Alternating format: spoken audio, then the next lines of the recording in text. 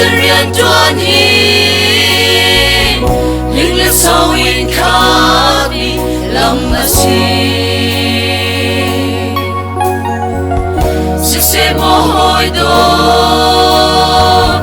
Jesu Christi fiachi mi gan si Chun tu anum lai Se Christ hong cha bia hoi te in Kham na thong cha pong tu ding gan si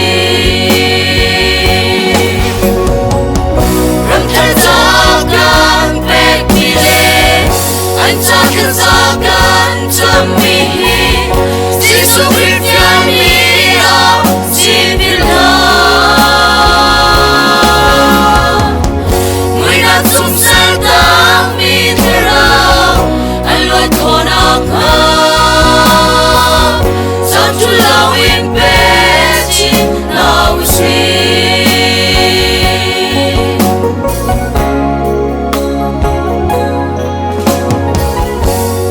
Chiều khát du mi sân cha nun na tiếng anh về sự say nắng lê gay ôi berang cha chim ka kan pe mo mit khi hết khai chi tu mi long mi lung lo ngọc phật hey asila lominan pantila ramtar zagan pekile anjatan zagan jamihi Jesu Christiani Au Sibila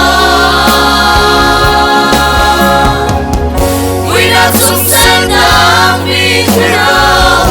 Alwa Tonaka Santulau Impeti Nausi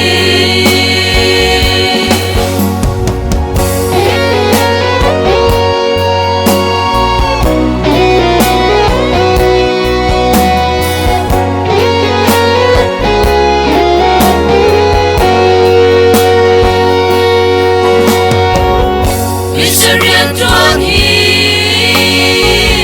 Kan tuan kholau chana Pandela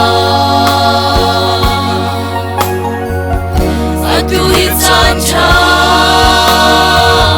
Kan tuan kholau chu